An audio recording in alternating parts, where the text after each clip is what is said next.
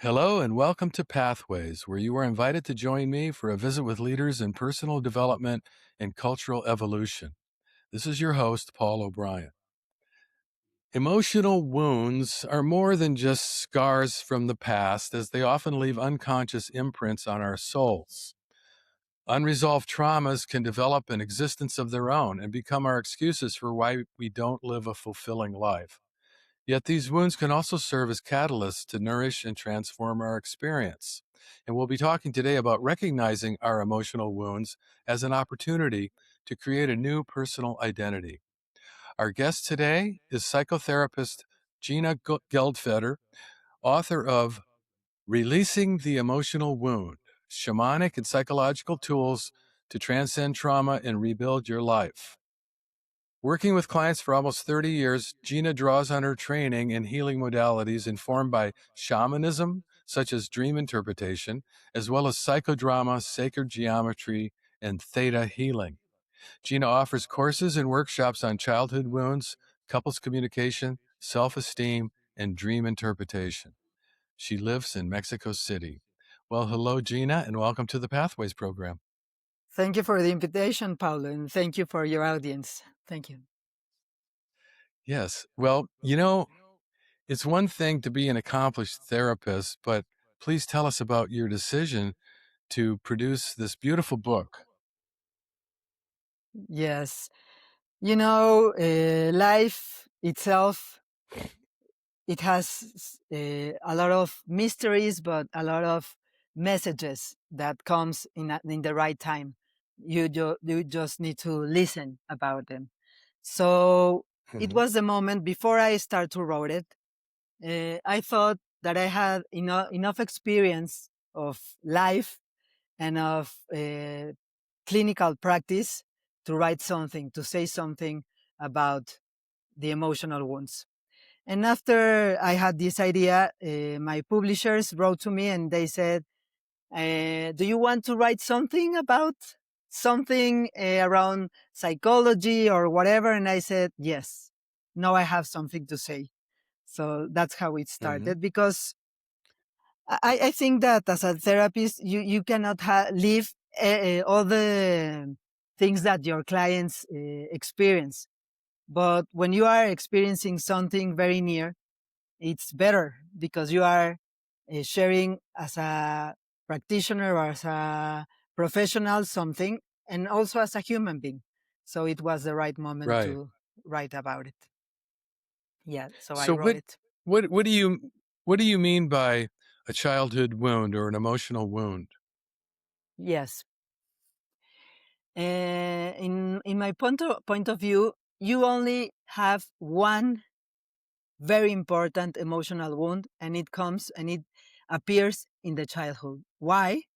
Because in some way, in that moment, you are very vulnerable, a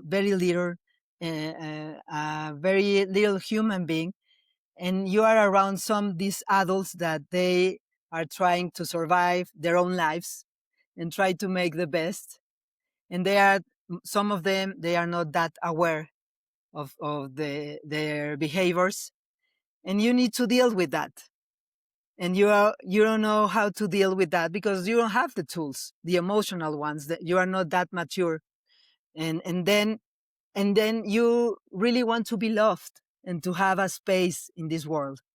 So as Right. childs, we are very, very smart, and we notice the wounds of our adults, of our parents, but we don't want to disappoint them, and we don't want to say anything about it because we are afraid that they won't love us anymore if we have this Right. kind of discussion with them. Some different types of emotional wounds in childhood. Yes, in terms of being alive and to really have a space in the world, that's the result of the wounds that we will have. For me, the two most important ones are the one that is rejection. For me, that's one of the most important. You reject me because you don't love me, or you reject me because you don't see nothing special in me. And obviously, all of us want to be special because we're alive. life itself is special. So that's one of the most important for me. And the abandonment. If you don't love me, you can leave.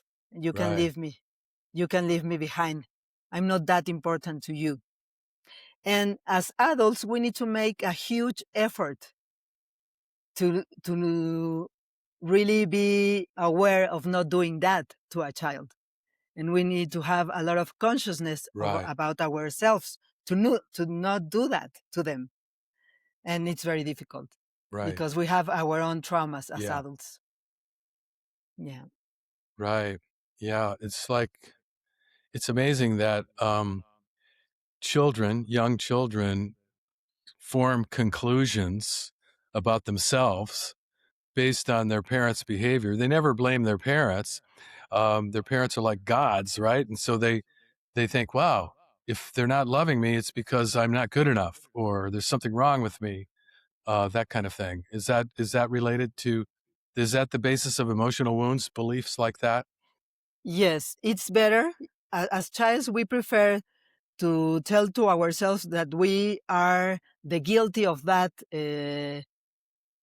um, not receiving love. It's because of us, because that's the explanation that we prefer to tell us, that to explain to us that they are mistaken, they are wounded people, that they cannot take care of us. So we prefer to explain to us that's kind of control, because if I have something bad in myself, I can fix it and I can change it. So there's an opportunity in that. I can improve Right. myself to be loved. And that's a huge Right. mistake of the childhood. Yeah. And we can carry those kind of beliefs into adulthood. Why is it that we don't wake up? In other words, if I have this belief that there's something wrong with me, why can't I get over that when I get older and smarter? Why does that continue to haunt me? Because we don't know that we have that wound. We don't notice that. And the triggers, we need to pay attention to our triggers in life, because these kind of triggers repeat all the time. Maybe there are some people that are people that has wounds around the people that they prefer to relate it to toxic people. They need to take care of that wound and pay attention for that. Or there are some people that are betrayed all the time for their partners. That's the wound. That's the wound that they carry. But we need to pay attention to these kind of triggers that are repeating all the time in our present life. We need to make the effort and the work of paying attention, of being aware what hurt us most, and what's the pain that we are dealing with. Because we are afraid that if we take awareness of that, we will suffer more. So, but we need to make that Right. right, that kind of. I mean that I think that it's kind of adventure, but we don't want to join that kind of adventure in our life. We don't want to make that trip, right? We don't want to suffer anymore. Actually, Right. we know more about ourselves around the things that we are suffering, that the things that we have pleasure around them. We know more Hmm. about ourselves around the suffering. Yeah. Right. So it's kind of ironic that, and you point this out in your book, it's kind of ironic that we don't want to be aware. We identify with the emotional wounds on a subconscious level, but not on a conscious level, and we don't want to we don't want to own it. But in your book, you're saying the first thing we have to do is to notice it and own it, and and we can't let go of it if we don't recognize it. Is that a good way of putting it? That's correct. You cannot release anything that you don't have in your hands. There's nothing to release. Right. You need to make Yeah. your um, you need to notice every little thing that going on in your heart and in your soul, so you can teach to yourself and to others how to treat you. Because if you don't know what hurts you most, you will be in situations that you won't take care of yourself. For example, if you have a wound of rejection, if you're in a situation that it will come that situation, if you don't take care of yourself because you don't know what you don't know, then you will be triggered by that. So the first step the first step of awareness is to realize that we don't know what we don't know. That's the first step of non being aware that there are some things that we don't know. Right. Let's start from that. How do we know that we don't know? Because we were triggered from we don't know where, and suddenly we are crying or we are pissed off or we are yelling. And from where those emotions came, we need to take a look for that. So that's the first step. We don't know what we don't know. The second step of awareness is to Right. know that we don't know. So we will explore. We will make the adventure around Yeah. that. Good to say that, no, in a way, you could almost consider the triggers to be like blessings, because that's the way that we can become aware of the fact that we've got a wound, and then we can investigate that. Do you think that's a good way of putting it? I think that the blessings are the things that you take advantage of them and you make a commitment to learn about. So everything could be a blessing. Right. I don't think that the people that Yeah. treat bad to others or are abusers are the blessings. They are not blessings for me. I don't think that No. the abusers are. But I think that if you take the opportunity of the pain that it's that you cannot avoid it, because it will be, we are humans and we will experience this kind of suffering. But if you take the opportunity to learn around that, that's a blessing. But Yeah. Yeah. Yeah. That's when right. I That's what I hear, meant. I didn't. yeah, that's correct. Yeah, Yeah, I wasn't implying that the abuse is a blessing. I was saying that the fact that we notice that we're suffering can wake us up to pay attention to what's going on inside of us, and that's kind of there's some value in suffering if it helps us wake up. That's all I was saying. yeah, that's correct. Yeah, Do you think that's true? Hmm. because Because you say in the book, you you say you have to honor the wound in order to be able to release it. that's correct. Because the abusers won't let you to honor that. The abusers or the people Right. that make you very bad things to in your life,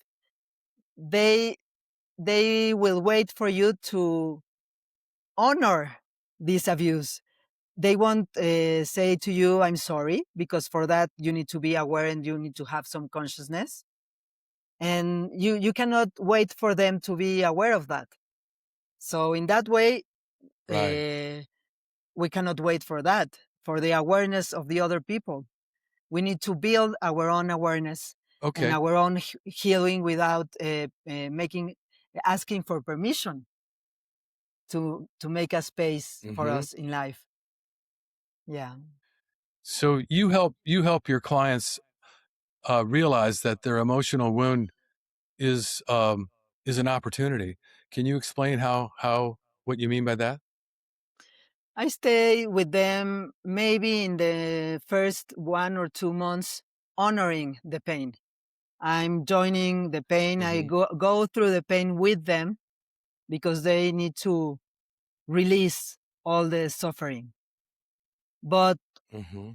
I'm not staying that long there because I'm curious around what inspires them, what put them in life, because the identification with the wound is actually is not who you are.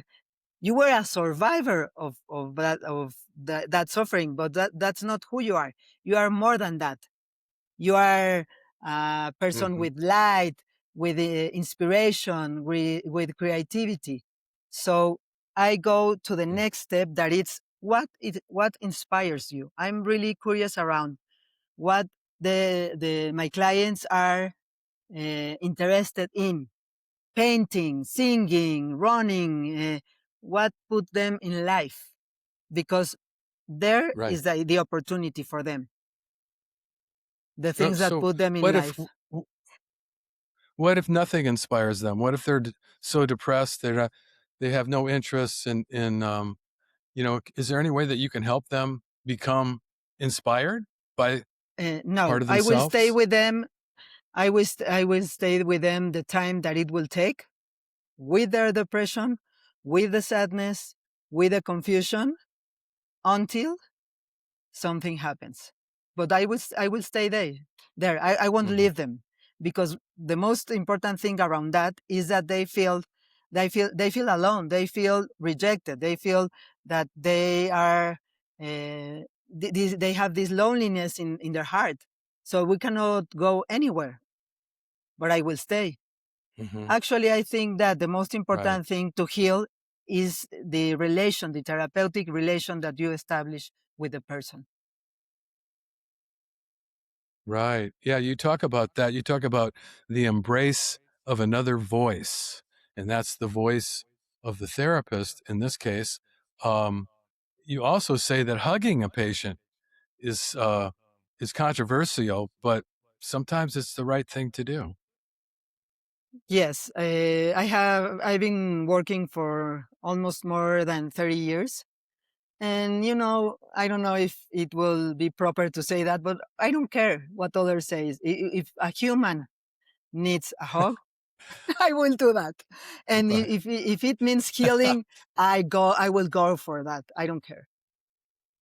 And Right. Right. Now I you. have I have my clients. I know my clients from 30 years ago. They come every time. If they get divorced, if they have a child, if they have a new job, they come back. I'm the oldest relation they Uh have, huh. because I know their lives. And Oh, that's and so and funny. You know, yeah, it is. I had I had a therapist once, a counselor for 25 years. And sometimes I would tell him about some crazy thing I did, and he would go like this. He'd go, "Oh, wow. I could see you're going to be a client for a long time." And I said, I've been a client for 20 years. When are you going to fix me? Anyway, um, you teach people tools, practical tools, and this is kind of the second part of the part two of your book. Why don't you share with us some of the tools that you teach people about how to be in the present moment? Yeah. If we put the words in actions, that's the way that our soul understands things.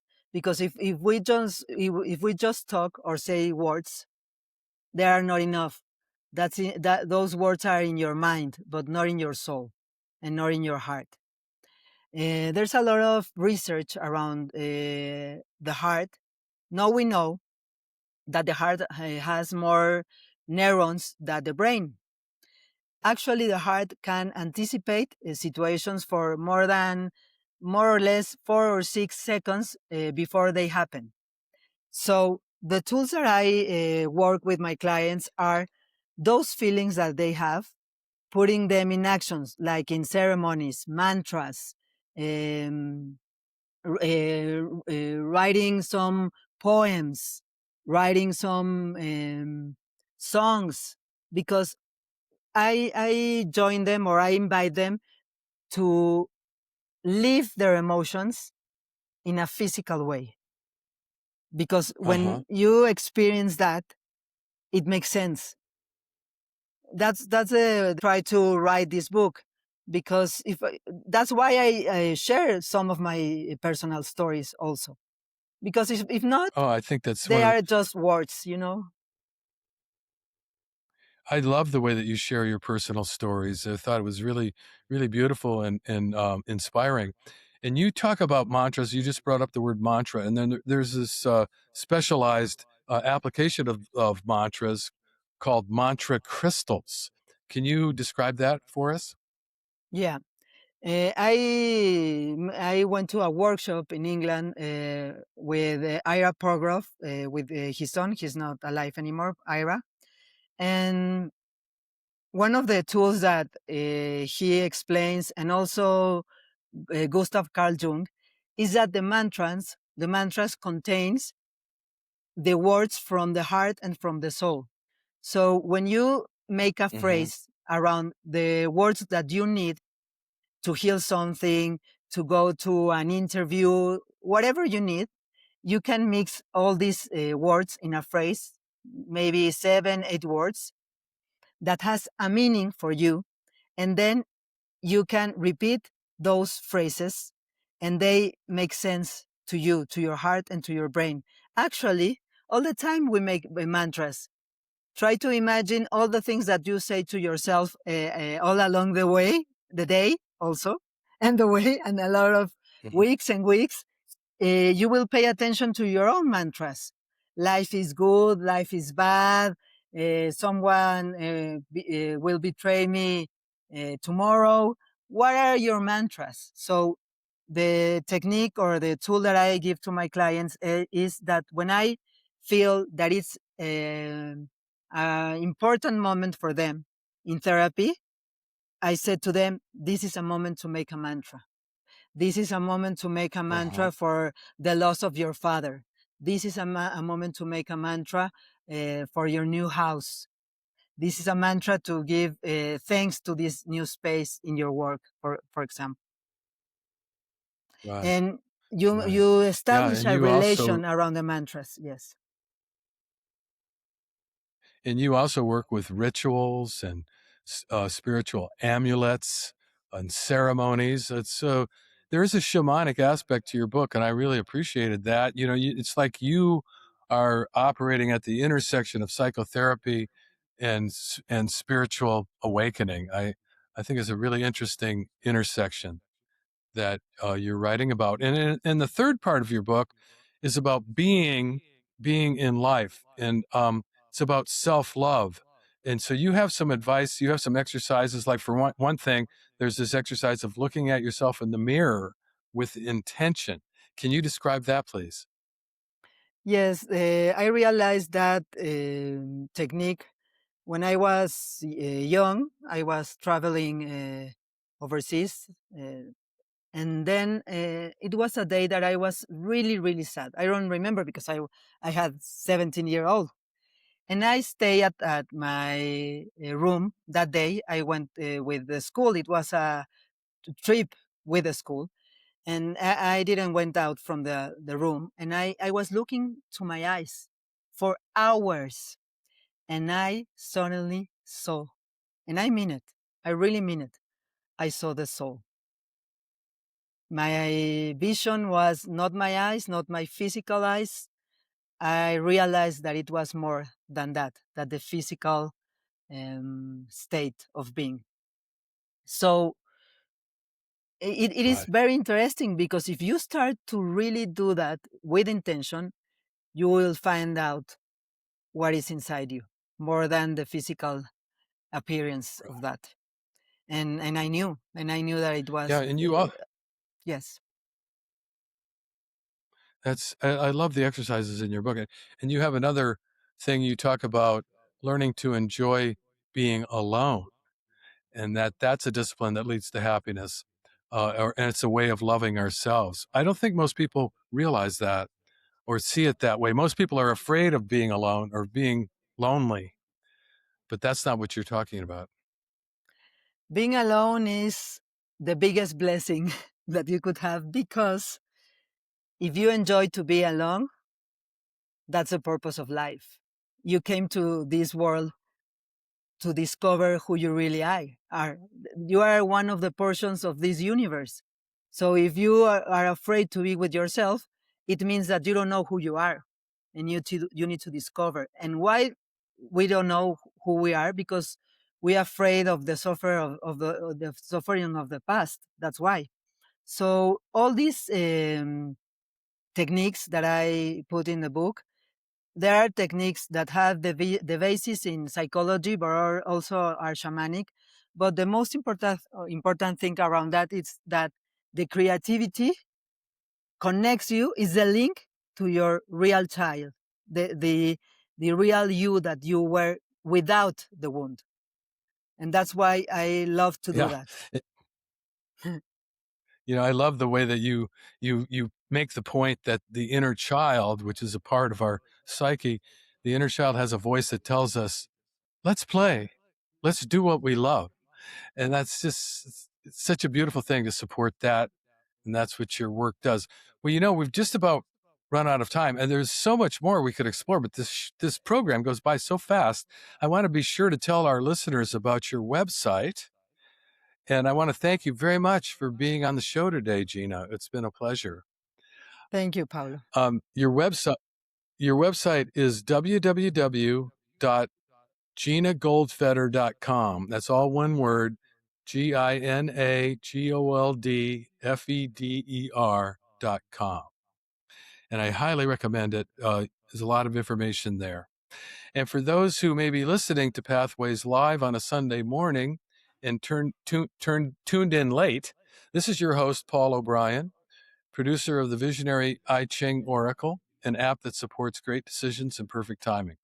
And we're so glad you are with us today. Please note that you have the ability to review hundreds of interviews in our online archive at divination.com. And you can play or share today's program whenever you want via the internet or as a free podcast, and I'll tell you how in a minute. Today, we've been visiting with Dr. Gina Goldfeder, author of the new book, Releasing the Emotional Wound, Shamanic and Psychological Tools to Transcend Trauma and Rebuild Your Life. I want to say a heartfelt thank you to all of you listeners for tuning in to Pathways, which is currently broadcast on KBOO FM in Portland, Oregon. And you can get a free subscription to our podcast, which you can also find at divination.com. That's DIVI nation.com, or by searching Pathways Radio on YouTube, where you can give us a thumbs up and subscribe. In any case, please feel free to forward a link to your friends. And this is Paulo bidding you adieu and reminding you to tell your friends about Pathways podcasts. And thanks again to Gina Goldfeder and to all of you listeners for tuning in and being a part of the Pathways conversation.